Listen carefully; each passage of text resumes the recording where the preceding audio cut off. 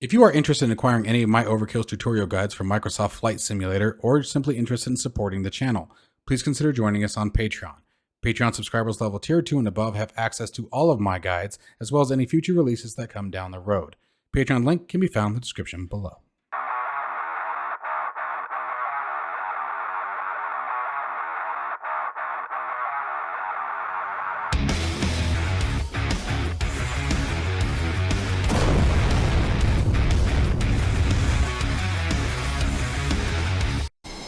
Hello everybody and welcome back to another episode of Microsoft Flight Simulator, and in this episode we are checking out the new Miltech Super Carrier. So let's go ahead and jump in the cockpit here. Now I can tell you guys right out of the gate here that my biggest issue, I've already done a couple laps here. Let me get comfortable here. Just sort of getting my bearings. I haven't experienced all the features yet, just sort of figuring things out. Now a couple things to be completely honest about here is this is my first attempt in the first time, I should say, flying the F-18 in Microsoft Flight Simulator since it first launched. We were doing the speed races through the canyons and stuff. I'm going to tell you guys right out of the gate, just so that way you understand where my judgment is and where some of my partialism may come from.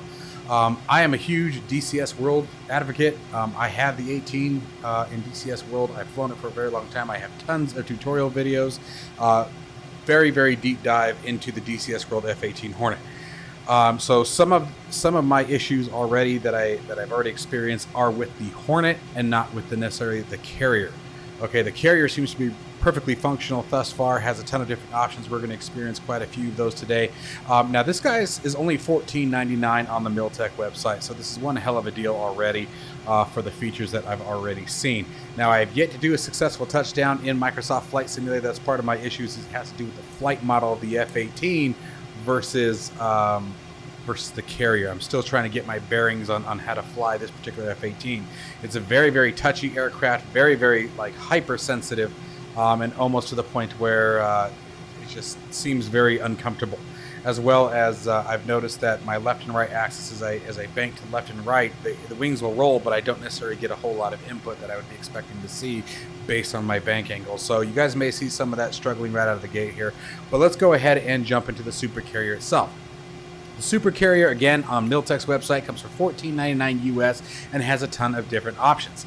At the very end of the video, you guys, I will show you guys the website of all the different carriers that are available. And you also have the option to buy their carrier fleet, which obviously adds all the support ships and things like that along with the carrier itself. So here we have our arrestor, or the foil system, which basically is the ball that you guys are used to always hearing calling the ball. And then you have your cut pass and things like that. You guys can see the last one was unsafe deviations. I was honestly trying to get the screenshot that you guys probably saw in the thumbnail, so ignore that part. As far as controls go, we're going to go ahead and just sort of select which ramp we want to take off from here. So I'm just going to use this guy here, spawns our LSO, and then now we can begin a taxi. Now one of the things that he's going to give us the command to do is to unfold the wings, or spread the wings I should say, and you can see they already start folded out, which they shouldn't. It's also a hot start on the aircraft. There was, from what I could tell, there wasn't any way to start on the Carrier in a cold and dark state, so that was kind of a bummer, honestly. For me, startup is always part of the fun. I'm going to tell it to align into the wind, but it looks like it already is, essentially. So I guess we'll see what happens. As far as I can tell, it doesn't look like you can actually move yourself forward. Now it does have a working hangar and a teleport system. We're going to play around with some of this afterwards, but for now I just kind of want to see what's going on. Now what does that do? That actually looks like the elevator.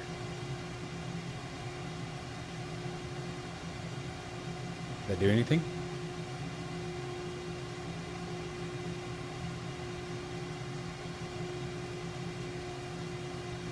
Oh, it looked like it was going down. Oh, cool. Huh. All right, yeah, we'll check that out here in a little bit. All right, so I guess let's just walk through the steps here. We've got our our flight crew directing us over there. I don't know why I said the LSO earlier. LSO's over there.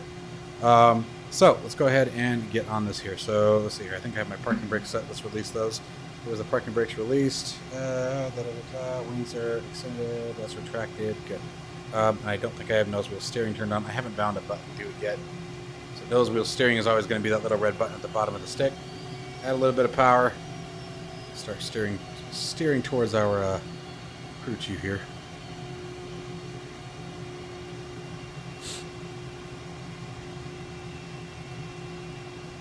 Slowing us down a little bit. Don't want to approach him at 28 miles an hour here.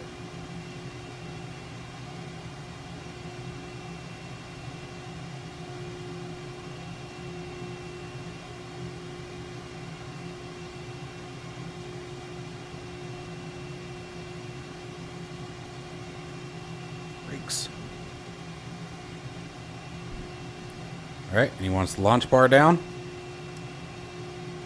Wings spread.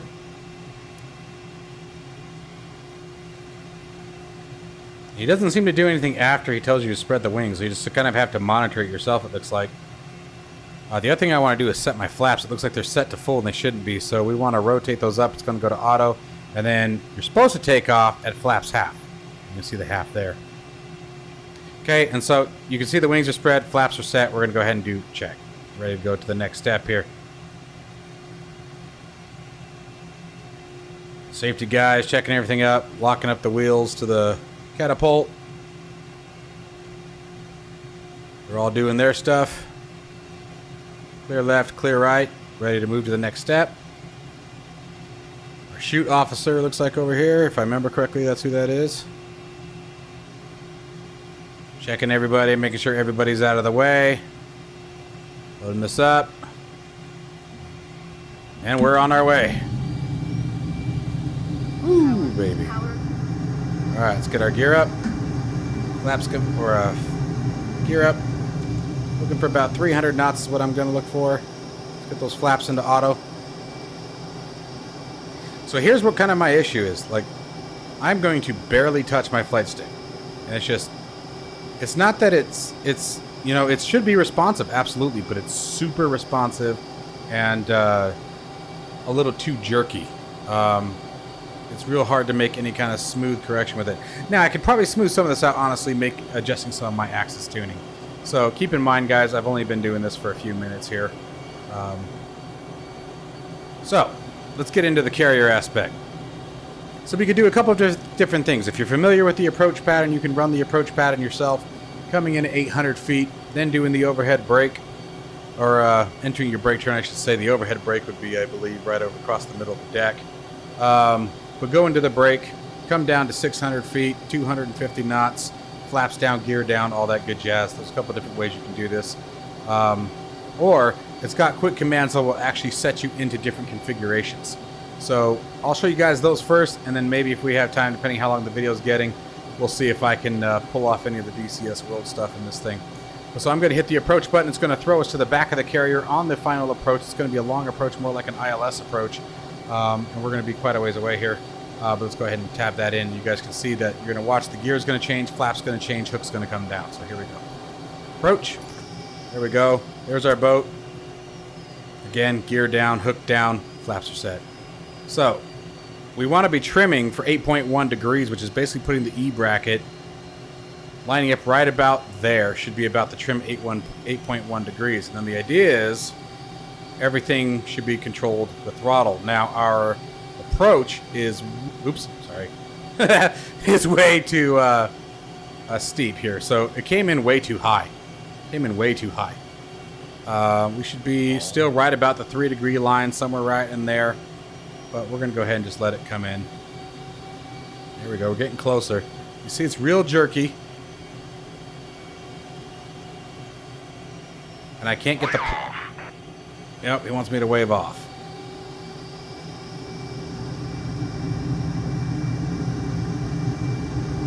Okay, so in a wave off, essentially what we should do, climb back up to 600 feet, stay at full configuration. Once we're at 600 feet, level back out, got a little high there.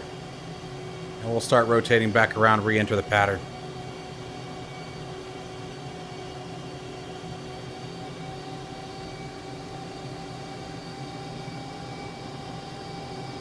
I gotta adjust my track IR for this thing. The HUD movement is so extreme. See, we're still descending like crazy. We shouldn't be descending like that, not with 5 degrees of nose up on the bank. And with as much power as I've got in, we're at 235 knots. She would absolutely still be climbing. There she goes. That took a lot of nose up to get that climb. So there's a lot of things with the aircraft that I actually have a problem with. But now, it does have a universal arresting system, so anything that is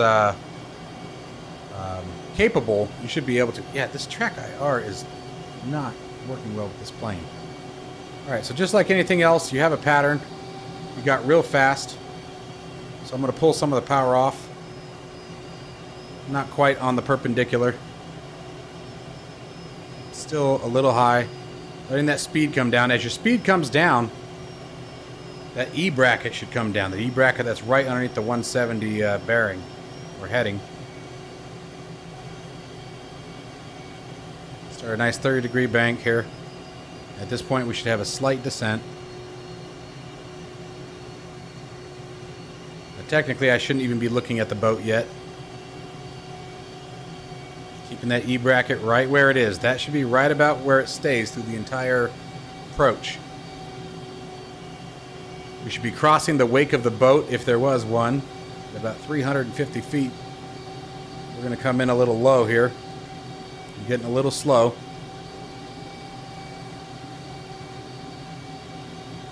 Now I'm getting a little fast.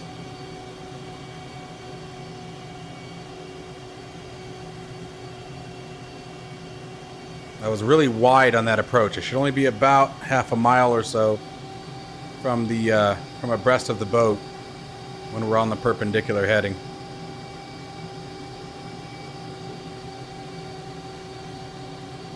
Just continue that 30-degree bank.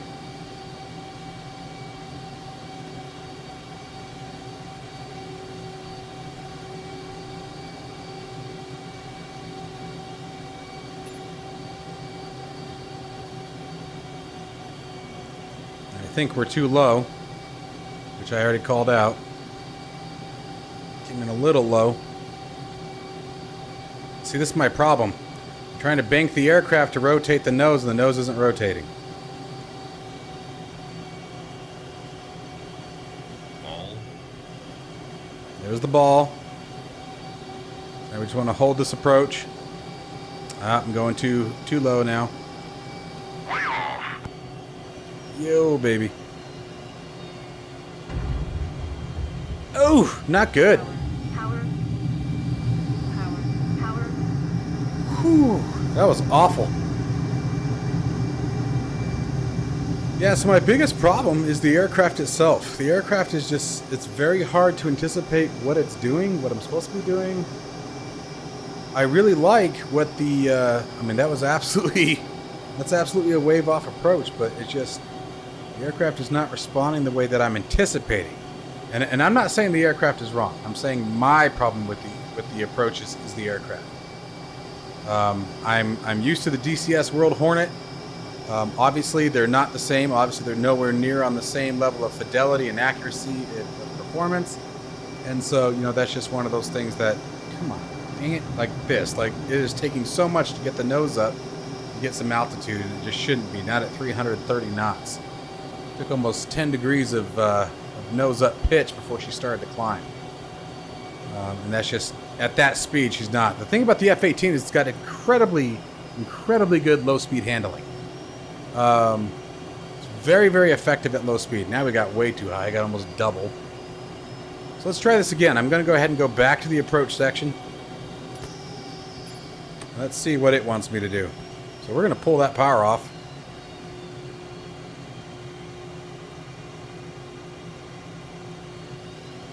We don't want to aim for the bottom of the boat. We should be putting our velocity vector or flight path indicator right about the notch. And that's actually a cheating way to do it. If you're looking to do it the right way, that's actually not a good idea. It's sort of a hack, if you will, but it doesn't work in all scenarios and can sometimes screw you up. Clara, you're high. Yep, I know. Come left. I'm trying to go left. Like, it is taking so much... Roger, ball. A little come Nope. left. You're a little slow. Way off. Gosh darn.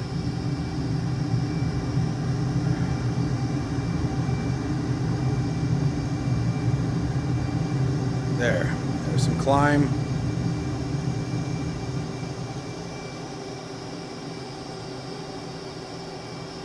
Let's try again. I'm grateful for these approach buttons because damn. All right. I need to set up the speed brake button for this thing too. That would help a lot too.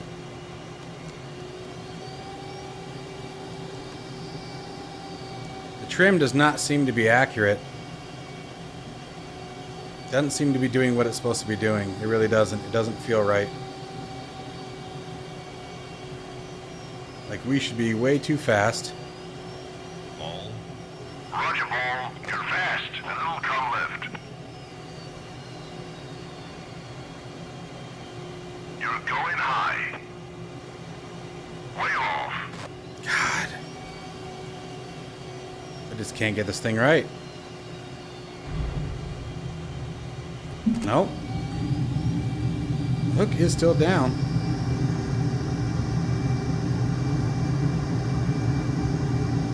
This is brutal. Try it one more time here until, well, maybe a couple more times.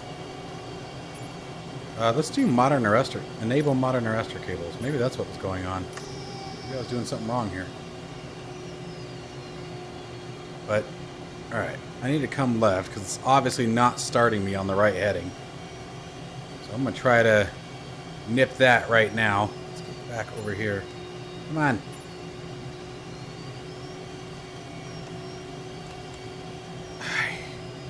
Yeah, this is just... Like, I am barely touching the elevators, you guys. Barely touching the elevators. So that I don't like. I don't understand what's going on there. You're low. Ball. Roger, ball. You're a little low. You're lined up right. Come on. Come on. You're going hot. Way off. No. Got it, finally. Okay, that was terrible. Absolutely terrible. But you guys can hopefully catch the gist. It's still a very neat process. I like that it actually shows the cable there. Now we should be able to release the brakes here and that should pull off, but we may just have to release the arrestor. So we'll bring our hook up. There we go. That peels that guy away. We're all good there. Let's check out a couple other things that are involved with this guy here. Let's go to the hangar and see what that does. I don't know if it'll let me do that there. Oh, you know what? I don't think the hangar's active yet. I'm sorry. That might have been incorrect. What about parking? So we can go back to parking. Whoa. What happened? Oh, hey, there we go. There's our cold and dark state. That's nice. So if we wanted to, we could fire the aircraft up from here. So make sure if you're using the Hornet, you enable the modern arrestors. I didn't catch that those weren't enabled. So that's probably why I didn't catch the cables on any of the other times. Now, the approaches were absolutely awful. Like there's no excuse for that. My approaches were garbage there. But anyway, I at least wanted to show you guys some of the features and capabilities. It obviously does wave you off. It does grade you. You guys can see my cut pass unsafe deviation. So that would probably be the end of my flying career. I ignored a direct order to wave off. So that would have been deemed incredibly unsafe for everybody on board, including myself as the pilot. But I wanted you guys to at least see that the arresters work and some of the functionality with the carrier itself. Now you have the ability, as I showed you guys, you can control the elevators simply by clicking here. Here's where you activate your different launch decks. And then again, you have another elevator here and here on the two sides of the waist. You can align it with the wind if you have wind going on. Multiplayer auto sync to make sure that you sync up with anybody that you're flying with. So a couple of really awesome approaches here. We can actually set ourselves to the runway. Now I think and that puts you into a hot start position, obviously. So that's kind of nice. What I do appreciate is everything is instant. So like if you want the hot start, boom. If you want the cold start, boom. You know, you don't have to wait for anything to cycle down or anything like that. Now, is this going to be the quality of DCS World? Probably not, but you have two different simulators. Do I really appreciate that they brought this into the simulator? Yes, because it gives the things like F-18s and some of the naval aircraft a bit more functionality inside the sim other than just tooling around. You can actually sort of experience things from the flight deck. Now, I'm going to be looking for some sort of improvement mod for the F-18 or see if there's a better version of it out there that maybe... doesn't fly so tricky, because this was definitely very weird to fly, very odd behavior, or it may just be a matter of me needing to get more comfortable with it. But from the Miltech perspective, from the Super Carrier for $14.99, this is totally worth the price. It will absolutely improve your immersion and overall flight experience inside of Microsoft Flight Simulator. Now, guys, just want to clarify, I was not given this product. This was something I purchased with my own money to test it out, as I said earlier in the week that I was going to. So, as always, guys, I hope you really enjoyed this video. I hope you found it useful. Stay safe and healthy, folks, and I'll see you in the next one.